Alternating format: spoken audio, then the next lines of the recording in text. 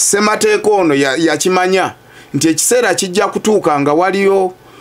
President Museveni agenda okusooka abeera omulungi mu 1996 naye ekiseera bwe kirigenderera tulifunayo President Museveni omulala ng'owa 2025 ayawukana nnyo n'ow'1996 aliwoomerwa entebe n'obuyinza abeere nga nantagambwako alifuna amalala mu mutima gwe nga takyalina gwassaamu kitiibwa wadde ne organizi zonna eza gavumenti era alifuuka ye kennyini nga yeteeka nga neteeka liri mu ye alibeera Katonda kitaffe Katonda mwana ne mwoyo mutukuvu nga byonna biri mu ye nga Ssemateeka bw'agamba ye Ssemateeka yalowooza yalowooza n'agamba okugema omutima ogwo prevention is better than cure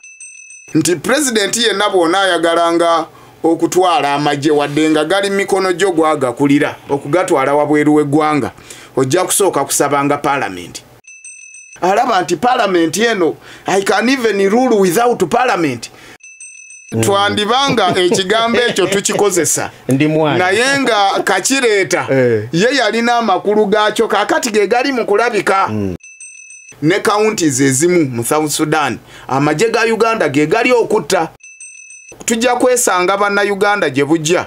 nga batuvunaanye ng'era tuli mu kuliwa nga bwe tuli mu kuliwa Congo tewaliwo evidence emala nti Salva Kiir yayise amagye gaffe ne gagende South Sudan mu ngeri eri official kakati fe abalina amabanja sima tugenda kusasula babawo meme ne bwokebera aba South Africa bazze okubanja sinalaba ekonomu sinawulira ku mulumu nakebeddeko n'abakwekwe apowaye waliwo group y'aba South Africa be mwalabi abajja oba waliwo mwalabi abalinya mu baddayo ewaabwe toyina bokola ki bolaba bolowooza bannansi kubanga tufudde bannayuganda target ey'okuwalanibwa buli gye tukola ki gye tulabika Lutindo wano ku Lubogola Simba nkulamusiza munnanga awuliriza osibyeyo otya noweebala emirimu gy'otuusizzaako engalo Walusimba Evans mu studios ogikutuusaako kulikayo munnange gwe akoze ku mirimu olunaku olwaleero akyakola genda mu maaso mwenna abafunye ebirungi nyongera okubeebalizaako Katonda ate n'abafuniddemu emitawaana ebizibu Mukama Katonda abasaasire mu studios nina Harold Kaiji secretary wa PFF ate nina ne honorable Saalongo Kyazi Tebandeke omubaka w'abantu ba Bbale county municipality county constituency mu district ye Kayunga saza lya Ssaabasajja Kabaka eri Bugerere benina mu studios olunaku olwaleero Harold lamusa kubawuliriza Sebo okutwala omukisa guno okulamusa abasajja n'abazaana ba Kabaka bwe tuli mu buwambe bwa kuno mwena gye muli naddala mikwano gyange ab'Nansana municipality gye tuteekateeka okuwa eddoboozi eribadde libuze okumala ebbanga ng'omubaka w'ekitundu ekyo mikwano gyange Abayisiraamu njagala okubeebaza okusiiba kumusiibirira okusiiba si kwangu okusiiba ennyana ddala kwaba abalina ebikola ng'olina sente olina kyenoogamba leero kangisiibe olabe luma atalina naye nga talina neekuluma so njagala okubeebaza era mu zino ennaku zibagamba nti mu mulimu oluusi ekiro ekibeeramu ebisembayo gye muyinza okusaba Allah atukwasizeeko njagala okusaasira mukwano gwange Kiita mobilizer wa DP Nansana ng'ate muwagizi wange ku Sande nagenda ne mukyalira akawungeezi nenveewo essaawa nga 3 nenjugana n'omukozi we yalina omukozi amukolera ng'omuwala mulamu bulungi nnyo zigenda kuwasa musanvu gwepe ng'omuwala mufu si mulwadde si ki munasiwa natula wansajja n'okutwala mu ddwaliro ng'omuntu akoze eki afudde yaziikibwa Egombe ku bbalaza njagala okusaasira eggwanga olw'okufiirwa Shaka Sali n'amawulire omukuutivu saya mukwano gwange Nomani olwo last born waabwe nasoma naye mu secondary last born wa kitaawe nasoma naye mu secondary okubasaasira mwena namwe abafunye ebizibu olunaku lwaleero balese mukadde waffe Dr. Besigye mu kooti nga tebatutegeezezza abadde nakawa nga talina lwoya talina muntu yenna kibadde babula tetukitegedde naye wiiki ejja nga nnya ajja kubeera Buganda Road so agenda kubeera Nakawa nga gavumenti ya Museveni esaba okuyingira mu masimu ge mbu okujjamu obujulizi ate obumulemeka era ku nnaku ze zimu ezo nga nnya lawyer waffe Aaron Kiiza lwajja okuba nga agenda okulinda ensala ey'oku bail so ebyo ze programu ze tulinawo mikwano gyange basaba mwenna bagaliza okuwuliriza okulungi olunaku lwaleero. Honorable Musa kubawuliriza. Neyanza ssebo nzikiriza namuseeko ku bantu b'ebbaale Kayunga n'eggwanga lyonna Uganda abafunye ebirungi mbayozaayoza ate n'abo abafunye ebitali birungi naddala abayizi aba Timuna Technical Institute mbaddeyo n'abaana bangi bempeera abasomera ku basari zange olwaleero batikkibwa era abaana bansabye nti Honorable Benkya tukuyita kabaga kaffe bonna beekozeemu omulimu tugenda kubeera n'akabaga ako akamatikkira awe Nakyesa ewa mwami Musiitwa ku Naikonto abantu be Nakyesa mwenna abatumbudde mbayise nange ku lw'abaana bano mujje tujagulizeeko wamu nabo bakuguse mu bwamakanika nga ate balina n'ebiwandiiko manyi mulimu ebitundu ebimu nga buli ekikolebwa mu kugeterera kakati eyo tetubaddeeyo n'abamakanika bakugu ng'era balina ebiwandiiko ng'asobola n'okujja mu companies eziri registered nasaayo okusaba okufuna omulimu ng'ogwo so tubayozaayoza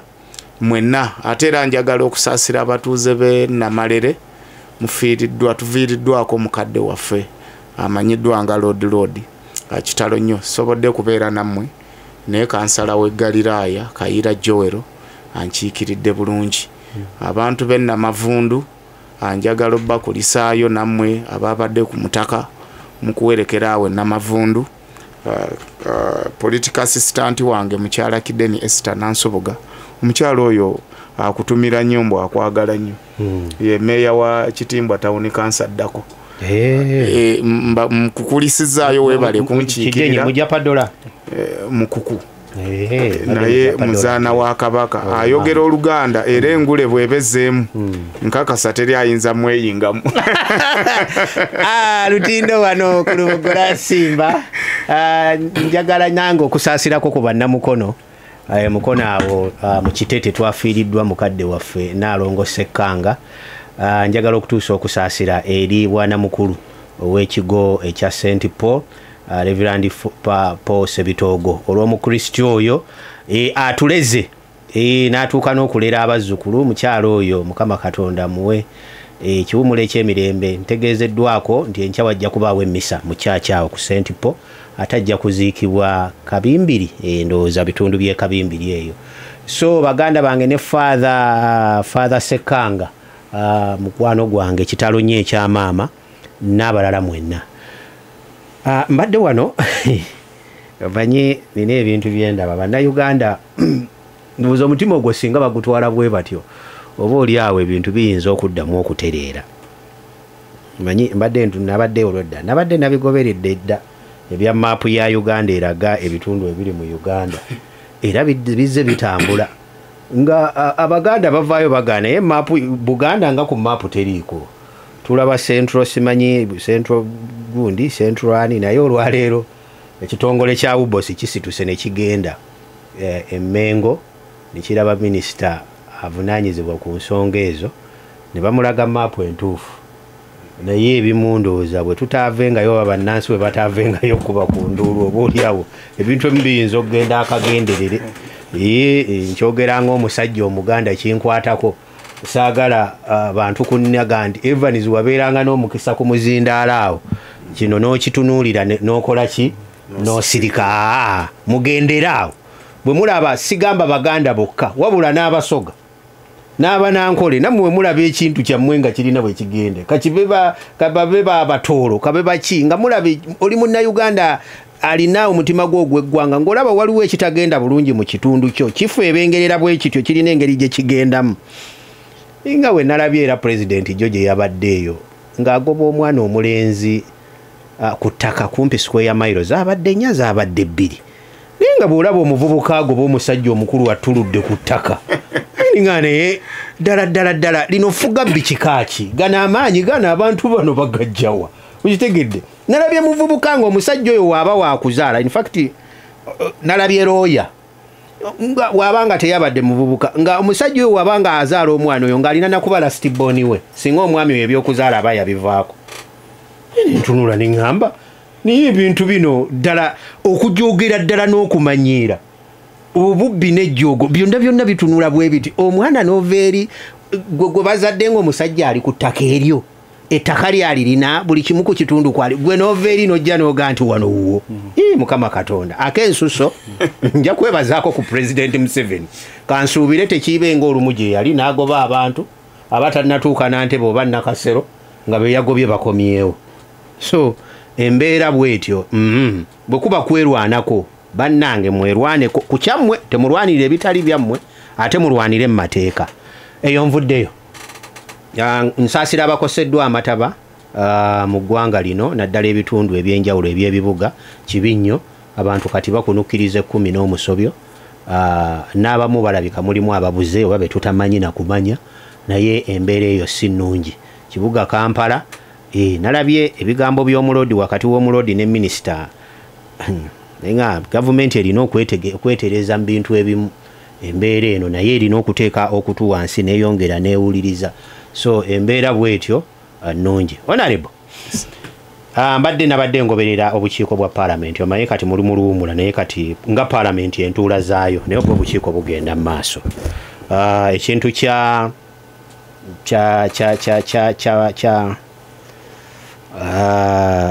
ekyawumeme ekyo nakitunuulidde nenzijukira n'ebyali emabega byonna naye bwe nalabye nti ate simanyi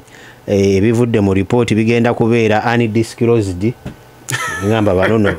bakunamyemu waliwo peegi gye baabikula ne babyogera nga tebannaba bino bijja kugira nga agoberera amawulire n'ebigenda mu maaso ne ngamba waayi kale naye eyo twakyogerako era kumpi ensonga zonna nga bwe wazoogera ebisinga bwe bikoze eki bwe bibadde omulundi guli weebale nnyo okugoberera ensonga ne banno naye ensonga endala ng'era bwe ŋŋamba nti ebiseera ebisinga tutera okukola nga tetunnateekateeka weewaawo wagwawo ebigwa tebiraze ebyetaagisa ekibuuzo kyange olwaleero kiri ku ggye ly'eggwanga eryagenze e South Sudan okukuuma emirembe bano bannansi bannayuganda era nga nange Walusimbi bankwatako era wabaawo ekizibu kyonna nyinza okuba nga mandeeti njirina nga mpita mu constitution ekyatuuse ku ggye lyange ery'eggwanga era liryo okitegedde era sigambye eryaffe eryange kubanga bannayuganda okuva we batrayiningira okutuuka we bali sente ya muwe wa musolo nange kati gwempaddeko emyaka 20 n'omusobyo oba 3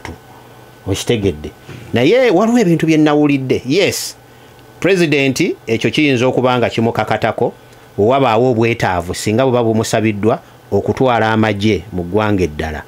n'akomawo n'ategeeza paalamenti era paalamenti neeyisa ekiteeso ekyo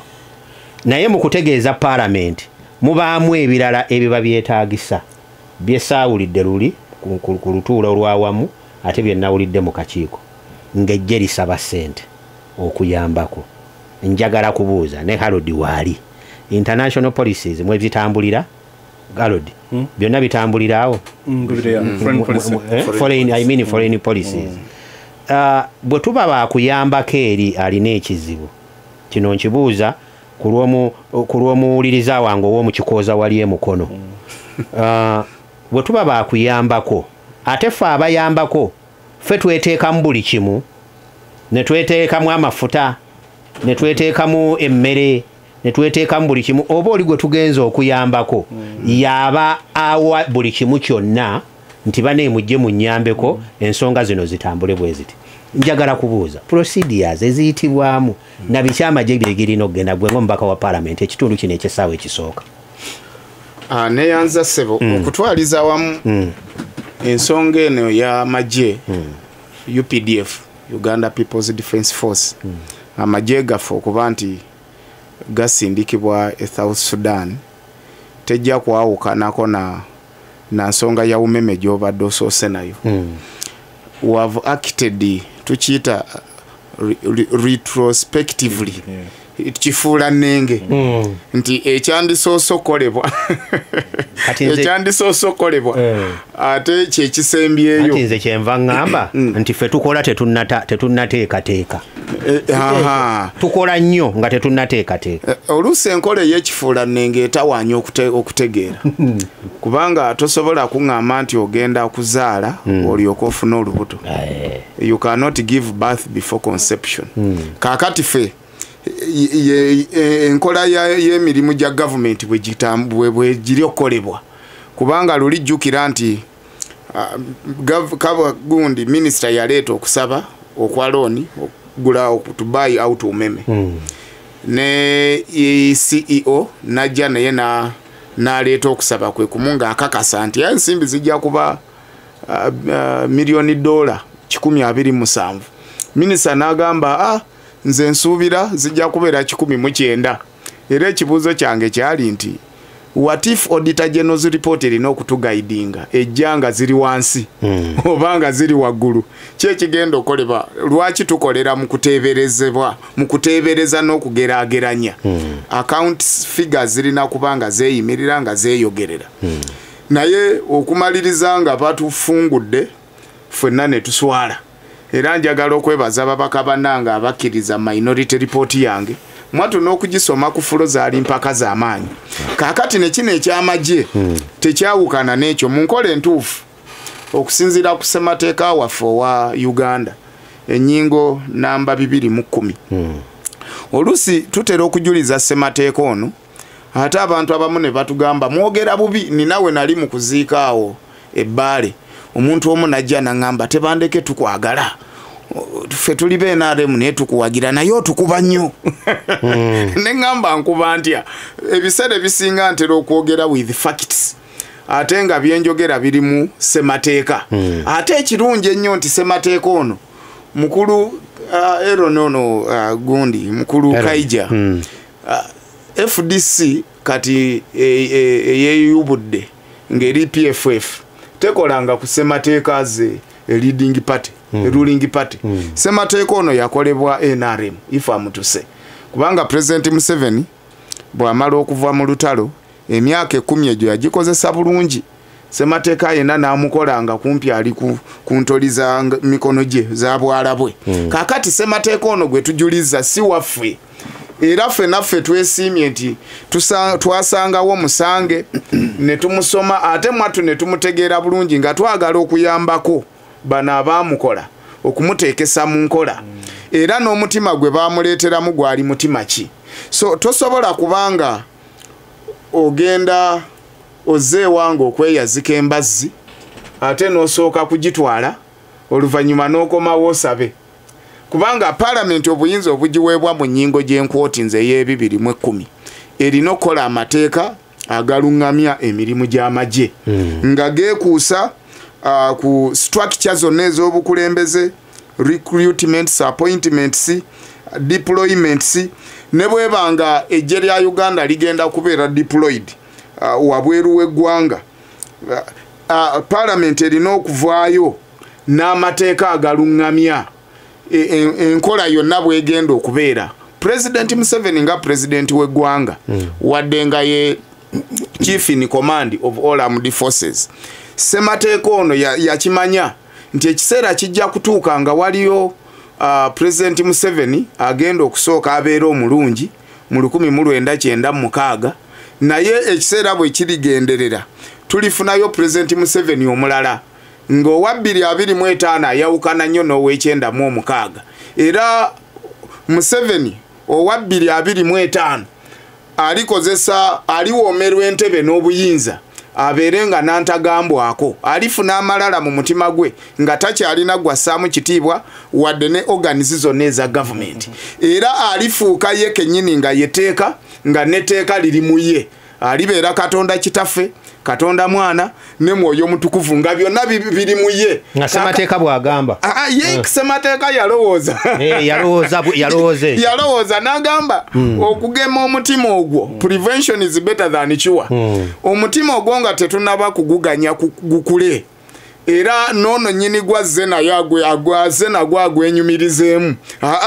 kakati tugukugire nti president ye nabona yagalanga okutwala amaje wadenga gali mikono gyo gwagakulira okugatwala wabweru w'eggwanga ojja kusooka kusabanga parliament kakati kino ye president Museveni nsubira kimulumya nnyo obwongo alaba nti parliament eno I can even rule without parliament lwaki nze ate president w'eggwanga nze fountain of honor nze abategerera mu buli mbeera ate nze taata ate ngende nsabe katabani kange kakati organize zonna eza government president Museveni ye atandise kuzirabanga katabanike akazzukulu by the way I'm even buying time to research okunoonyereza ku makulu amekusifa ag'ekigambo jjajja tuyinza okubanga mwe muche celebrating ramuntu kirungi naye nga kifuola kubanga muba muyita jjajja sirimu ate okweyita omuzzukulu era mubayita omuzzukulu sirimu wekuba kubaako kyampita ndi mwana kakati twandibanga ekigambo ekyo tukikozesa ndi mwana naye nga kakireeta ye yalina amakulu gaakyo kakati ge gali mu kulabika nti kubanga cabinet ekola on behalf of president najituma mugende mwewole ensimbi na jasi mugerageranye bwe zinabanga zisobyemu tujja kulaba ekyokola era bannayuganda kululi nababuuza era nkyabalekedde ekibuuzo twekenenyenye ensimbi zino kubanga request yateekebwayo Damustan Big Bank ya milioni $109 kakati simanyi oba request endala egenda kuteekebwayo ngegamba endala netekebwayo ngegamba 127 kakati simanye negenda okutekebwayo obanga ddala ejja kutekebwayo era nga nayo yazze mu mazima na bwenkanya era kyekimu president asitudde amaje agatute South Sudan amangu ago bayise parliament mangu nnyo muje tugenda kuyisa kino tugenda kuyisa kino ekyamaje 21 naye agency yaliwo naye ranga si eriawe nyenye mu abaziba ntono kwezo nsubira zibaira abiri ngamwe mu so kakati kyenjagala okujjayo nti ye president bwabanga amaze okuyisa olugayu mu parliament then parliament esigalanga mbwe ya malibu etasobola kubojja mulabe waayo kubanga parliament yandibadde ng'embwe nnwanye enkuumi ekuuma bakama baayo abaatulonda naliko wamu mu kuziika nembuuza abantu nti embwa ne kapa kiriwo ekisinga kubanga kapa ngonvu nnyo ya mpisa osula nayo ne bwebanga yazze wano mu studio ebeera eri wansi wa meeza naye embwa oyinza n'obutajiganya kuyingira wano naye ate nga yegenda okutaasa mu biseera by'abalabe bo so parliament yandibaddewo ng'embwa enjizi egenda okugira bakama baayo okufuna obulabe kakati saawa zino embwa enjizi bagibuuse president nti asobola okukozesa parliament nga bwayagala nga bwe walabye n'olwajjo lwennyini twafunye order paper nga nze ndowooza tugenda kutuula okutaanya ensonga ennyingi mu ggwanga tulaba amataba mbadde ndaba ku TV embulambuli gazeemu newaffe yonna gazeemu kyatwewuunyiza nti tubaatuyise just kuyisaawo mission. So parliament is just being used as an agent to facilitate the mission of the eaters. Nti abali bwe balabanga wali akaguddewo ke baagala okulya nga babayita mujje mwanguwe yonna gye muli. Order pepe yabadde empanvu mukulu Aaron Wagirabye nge kumpi eri ku page 2 tetwatudde na kumala dakiika 4 naye nga n'ensonga ereetebwa tosobola kugikubaganyako birowoozo kakati ne kino ekyamagye bwe kyali. So kino kyogamba nti ono yazze n'okusaba mu kakiiko okusaba okwo kulina kubeera through minister ne kujja to the committee of the whole house that is parliament gye kutandikira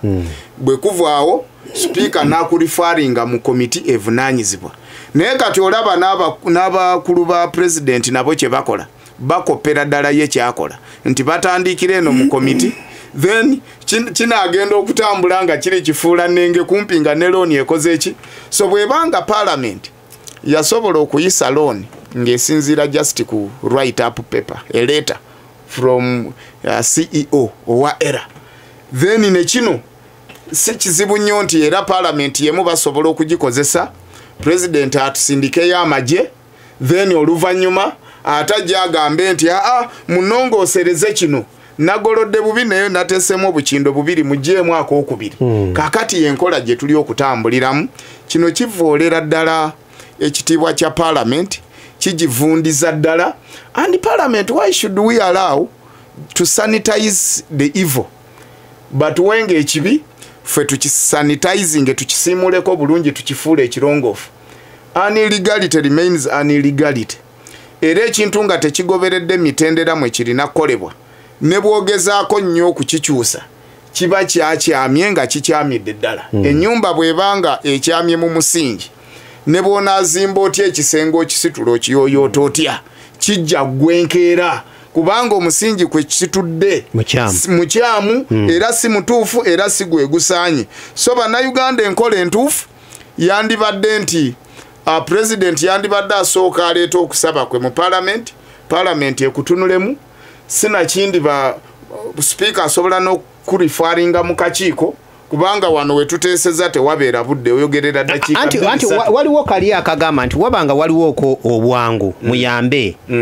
munywanyi muyambe then okomewo otegeeze awo wali watya kubanga munywanyi yetu muleka afe oba afuna ebizibu ate nga mulirwana fenaffe bwe tunaafuna ebizibu taatutunuulire kyamuli awo wamu wobanga oterezezaawo n'ekiralo bwedda kye bambuza nti naye kati gwe tugenda okuyamba ate ffe tugenda n'ebyaffe byonna amagye gatuuka okusaba gasabye biliyoni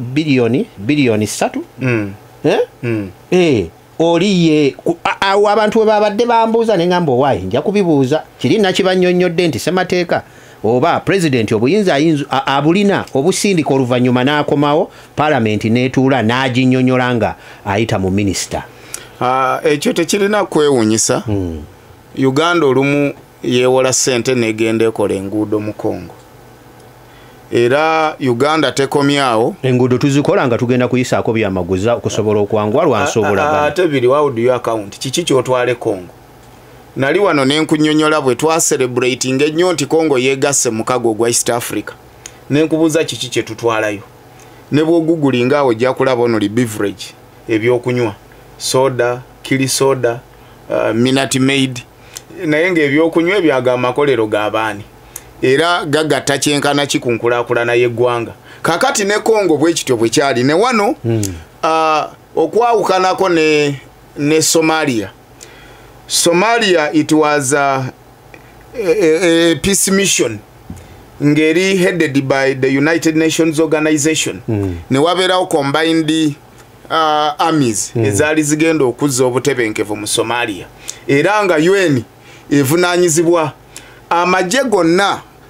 NF forces simanyi oba n'ebitongole ebimu senga amagye gava wano e Uganda ne gagenda ku missioning eyo galina okubanga gasasulwa allowance because that is risky, a very risky venture era gaba galina okufuna risk allowances kakati bwe kituuka ku kino ekya Sudan olw'okuba nti enkolagana ya President Museveni ne Salva Kiir ya buntu it is beyond a country and country. It is now a concession agreement between President Museveni and Salva Kiir.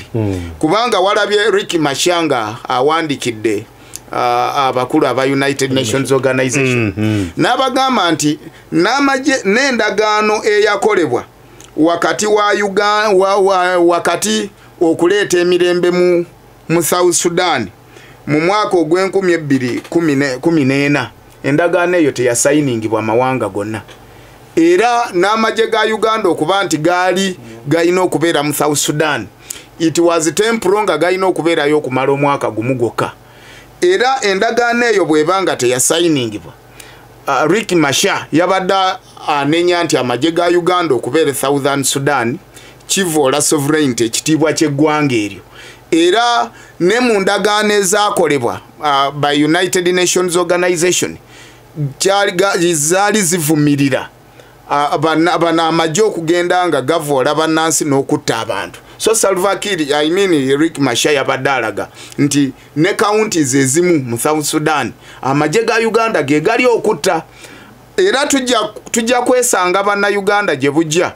nga batuvunaanye ngera tuli mukuliwa nga bwe tuli mukuliwe Congo then ne wano tujja kufuna fine kubanga tewaliwo evidence emala nti Salva Kiir yayise amajje gaffe ne gagende South Sudan mu ngeri eri official kubanga gasooka ne gagenda naffe wano nga bannayuganda tetulina bujulizi nti oluvannyuma lw'okutuuka eri ate ne bamala bafuna enkyukira bagamba twazze mu bukyamu katutereezeemu wano tusanitizinge sinaba kusoma bulungi constitution ya South Sudan okulaba obuyinza obuweebwa president asobola okukikola nga ye ku lw'eggwanga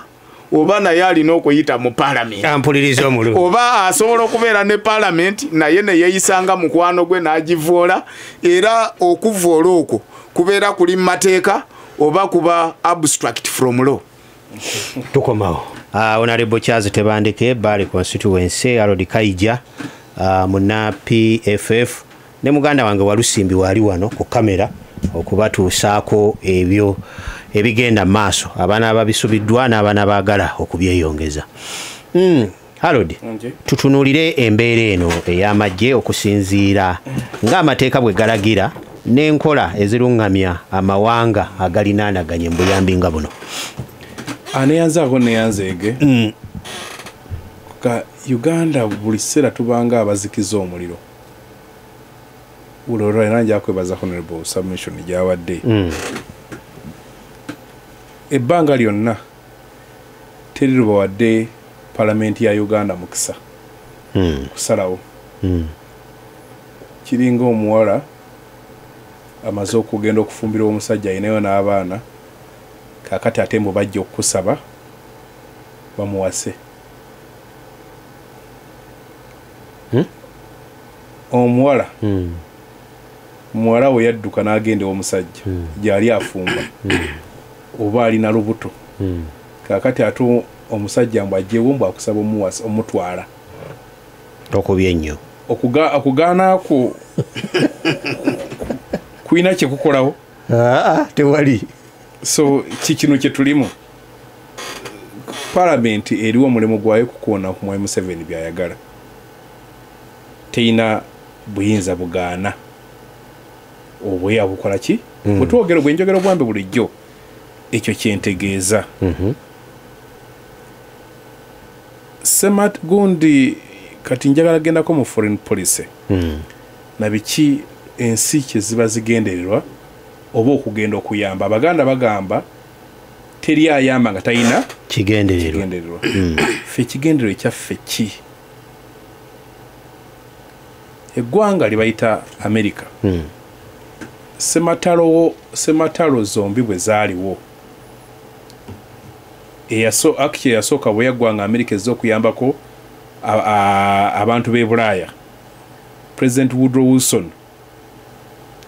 yaleeta ensonga 14 ez'emirembe owa America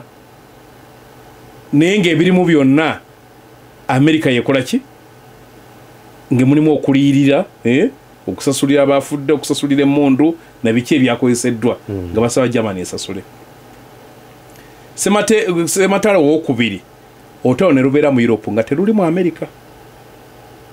Europe neggwaawo bantu abasukka miliyoni 6 bakola ki baafa America nejja nekibayita Marshall Plan okujja okuddaabiriza ensi ezo era World Bank teteekebwangawo kufuuka yaffe nga bulaki bayita World War nenga terwali kate Uganda terwaliyo Zimbabwe terwaliyo sebintu byabagana ebifula nti byaffe World Bank abagiteekawo nga banoonya ssente ez'okuddaabiriza ezensi ezaali zikoze eki zitaaguddwa era America World Bank ajja kutegeeza nansi talina ssente ne waliwo abagagga mu America abalina ssente nga zisuse ne zebeetawo okukola mu bizinesi yaabwe kane balanga kuziwola kakati ensi za Bulaaya bwe zaatuuka nga zizikkuse kanaffe ne batandika bali abasajja babayita bambanerenda era buli wabeerawo kidiiru nga ba Bill Gates babayita olinawo kasente waliwo Uganda ebadde eyagalako ssente waliwo kyenjagala yuga kyowabo bayita obukwakuliza obuzibeerako America neekola ssente neegaggawala kwe kuba kati ng'efuga ensi dola yayo nefuuka nga ze ssente ezitambuzibwa mu nsi yonna ezikozesebwa mu nsi yonna amagye gaayo gavuga ensi yonna byowulira Trump nkuwa amagye ompe ssente era yo buli gyegenda okulwana ndabanye abantu muzina entalo zemutera okuwagira nze mpagira ya Russia mpagira ya gundi Ukraine mpagira ki ba America babera bawagira byanfuna buli weteeka amagye gaayo ku ttaka kyovolaba mugenda musaba wano mbwe gye bayambe bwera batayina kyefunawo tejja okuyamba buli wegenda ebeeyina kyejjawo zibayita American interests era balina enjogera egamba nti omuntu yenna alwaniridde America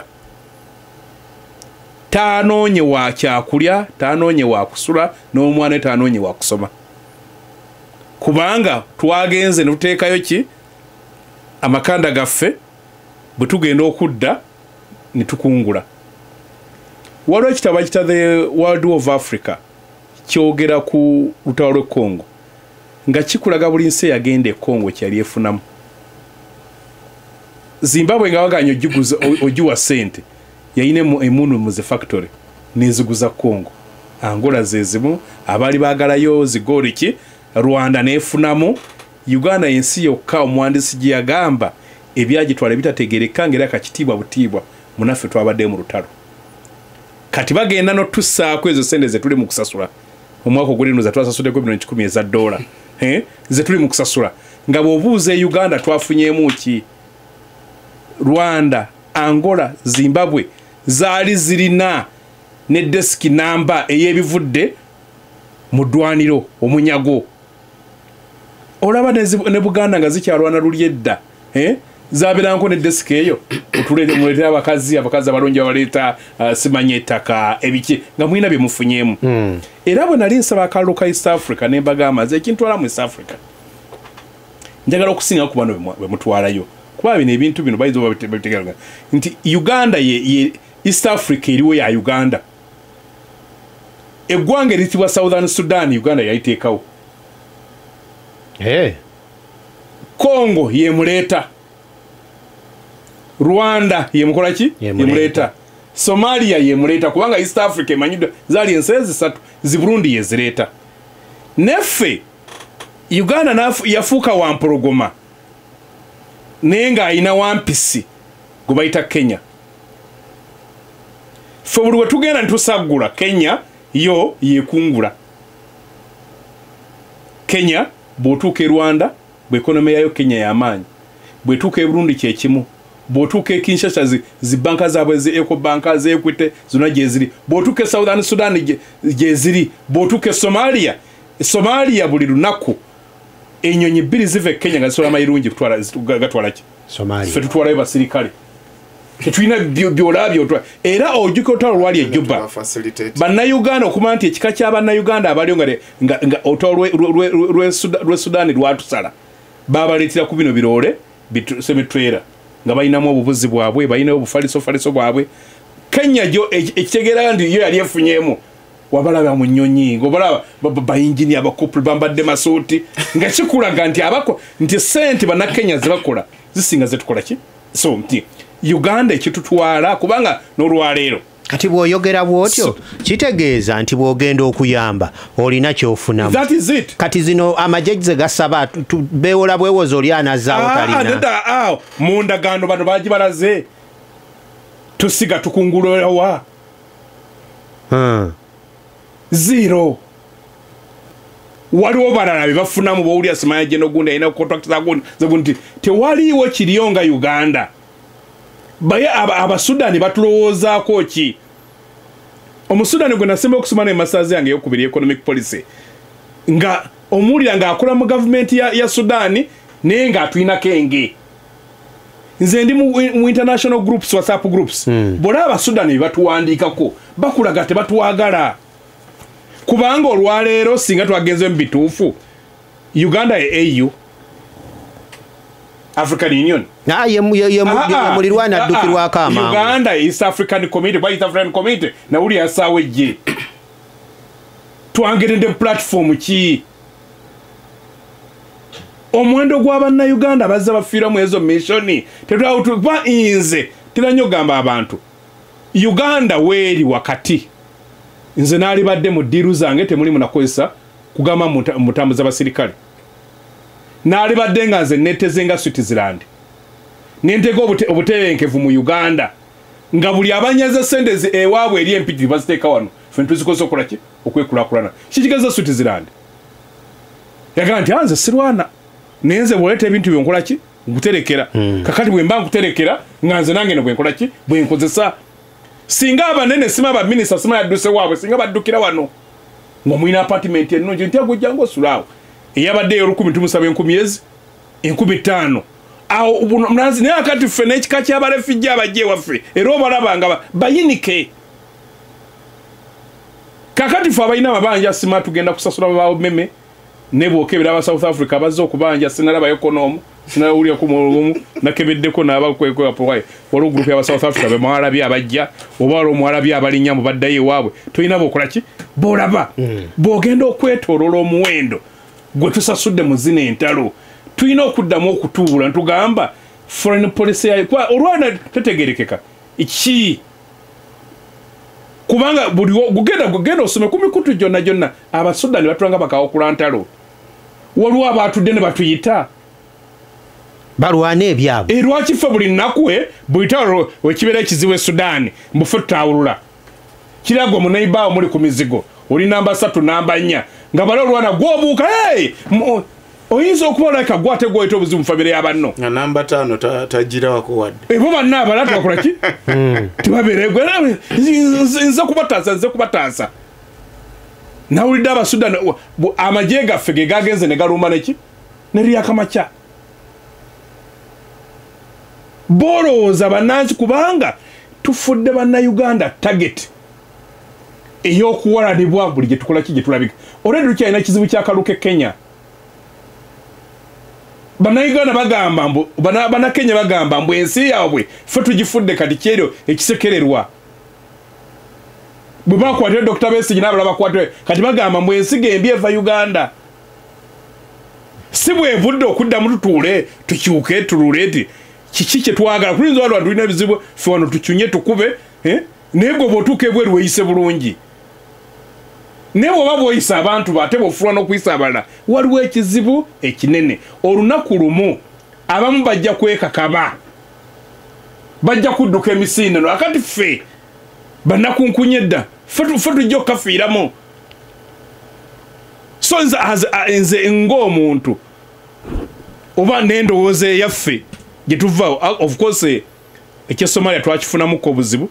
bwe twali nga tuwagira amagye ga Uganda genda ki Somalia America netusibako ekikokolo newalana Dr. Besigye okufaako ofiga buli America gwoyogera naye naye nga ngolwa Abamerika bagambye tebakyayagala musaayi gwa America kola ki kufa kati ffe ntugamba ffe abalina abali willing okufa ne tubakola ki tufiirwe genda gw'osoma ebitabo byonna byonna bannayuganda abaafiira ekisangane wano nekisangane tu ne bayita gwera ne baziika baziike ziri mu bitabo biwandiise olwaleero bw'obuuza abantu baabwe bali mu mbeera ki wagenza okulaba Kenya yo etuuza nkiiko naye nga Kenya sifa tugisinga emmundu erina emmundu ez'ebbeeyi ez'omulembe erina abasirikale abali awo neffe tugenda ababafudde bakawula bakataawula ndikalo so nze ndowooza palamenti yeetaaga okufunamu abantu abagumamu waliwo ebintu ebimu kubanga naddala bannaffe abali mu NRM balowooza nti okuwagira mwami Museveni kwe kuwagira ekibiina si kituufu ate oluusi obutamuwagira kwe kuyinza obaako okuwagira ekibiina n'omugamba kino kifu tusooke tunuulire operation ze tugenzeemu endala zifaananye zitya lwaki ffe olubeera ffeffe tuyamba yaani yali atuyambye ebyo ebibuuzo biri pertinent kakati ezo sente zetugamba teziriiwo bagenda kuzeewola olwo oluguudo nalwekalakasiza olwali bazimba Congo naye kirungi kuwona abapoliisi abankwata teriyankubako batulagidde naye ensonga gyoyogerako ki ntuufu nfuna amasimu nga buli omwanka gomanye abali mu kintu ekyo manye abali mu kintu ekyo kweganga ngamba abali mu bintu ebino banene kyagaye nti bw'otunuya numbers akati bw'ogamba nti ebintu binatambula bulungi nga bimaze kuyingira Kongo ng'eno amakubo ag'eno mafu gutunya amakubo ge Uganda so kati bazimba oluguudo lwa Luganda bazimba ne bwazimba waliwo muna Uganda yagendeyo nalulaba nti kati baluzimbye era auditor ayinza okugenda n'alubala n'agamba abo twateekamu omutwalo twafunamu ssente bweziti so nti buno bukodyo obwamu abakola ssente naye nga tetutadde eggwanga lyaffe fe abalyagala abayita wano nti ka nze siina lunaku lwe njagala kukeera ku makya nadde mpuliriza Shaka mbadde muwuliriza olwaliro baali bamubuuzaako n'agamba ye kyeyalwana okulaba n'agamba sirikyusa accent yange yayita the kid from Kabale ekigambo kale n'abazungu ne bakyera ne buli muddu avula akikola ki gaganze ndi munna Uganda naye kati ba balowooza nti bajja kudduka bagule amayumba e Canada bagulewa abatenyumiriza kubeera banna Uganda tebafaayo mbeero neffe abamanyi nti wano kwe kwaffe abalwana okubeera waffe twagala okulaba foreign policy ya Uganda ng'ekyuka ezo entalo tuziveemu naffe approach endala zituba tukozesa okuyamba ku bantu abalala. Honorable mu ddakiika ntono kikyasoboka okujjayo amagye amagye go gagenze naye emitendera gye mwogerako gikyasoboka okutereera bwe giba tegisoboka oba gisoboka makubo kyagayinza okuyitibwamu. Ekkubo liririmu Lord Mayor lwe luyimba lwe yateeka ku mimwa gy'Abannayuganda rule of law. Senga Katonda atuyamba atuwandeko eddusu tufune president as a fountain of honor nga sekitiibwa mu bukulembeze obusekitiibwa mu mateeka ekyo bwe kiba tekiriiwo omuntu nga tassa kitiibwa mu mateeka naawe kennyini aba takussaamu kitiibwa kubanga gwe kennyini ekikufuula omuntu nti olina embedded law of nature amateeka kulimu munda ag'obutonde ag'obuntu agakuyamba okwawula ekirungi ku kibi. Kakati omuntu bw'abanga tasobola kwawula kirungi ku kibi mane yami era saagala mbeere ku muzindaalo gwa Simba nimbe Bannayuganda kolenga parliament bwe tuli okola ennaku zino nsanitizinge ekikolimo okukiyita ekitukuvu ekyo tekisoboka era sisuubira mweno system gye tulina nti tukyayinza okuddayo tutereere tukole obulungi nakyo tekisoboka kubanga omubiri gw'olina nze ndi musajja muvubi tosobola kuddira kyennyanja Bambala ate okifuule engege ennamu Bambala aba avunze n'abeerawo lwa kisa kya munnyo tosobola kumufuula ennyama eyo eddeyo ebeere fresh. Kaakati Uganda sisitimu yaffe ey'obukulembeze eringa ekyennyanja Bambala. Siibula abawuliriza abawuliriza mwenna njagala okubasiibula naye ng'era mu byonna ekizibu ekiri South Sudan it is struggle for power kweraga lyanyi kweraga buyinza ate mulimu n'okulwanagana okw'amawanga nga kyekiri okuviirako ddala obuzibu kubanga abantu bano ababiri Salva Kiir ne Riek Machar bwe babatuuza okufoominga unitary government egenda okutwala eggwanga South Sudan mu maaso buli omu yasigaza ennugu ye ku mutima. Kakati n'Abasudani nabo olw'okuba Riek Machar mudinka ate ono omulala Salva Kiir munuwe ababiri tebasobola kwatagana kiringa bw'olaba Kenya Abajaluwo n'Abakyukuyu only nti Kenya kyetusingako ekya sekitiibwa mu bukulembeze bwabwe obusekitiibwa mu mateeka ekitali Uganda ekitali South Sudan nsubira era olutalo luno luyinza obutaggwa naye kibi nnyo nti buli wabeerawo entalo bweziti Bannayuganda abali e South Sudan ate be basinga okukosebwa gavumenti nevaayo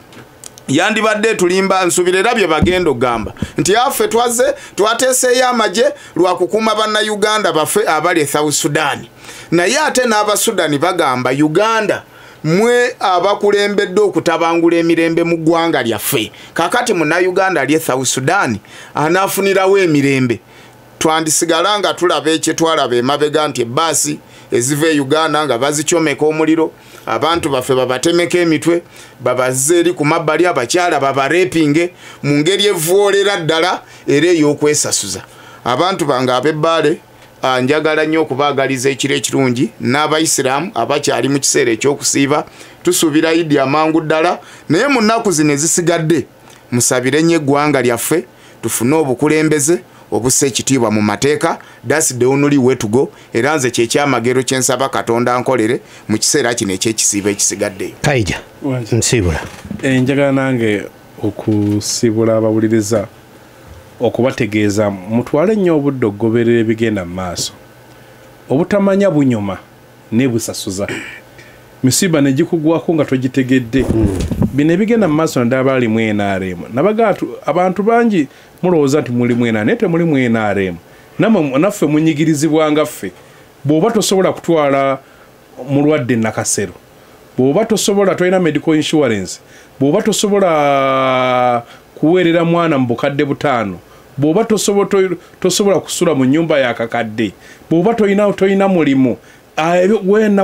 oba ofanagananga ffe ng'ebizu so nti ebizu byonna ekibireeta ze sente ezaali badde zitukolera ezisaasaanyizibwa okukola ebintu ebifanagana njagala nange okwongera okutumira mikwano gyange Kansala Hussein Kivumbi Egombe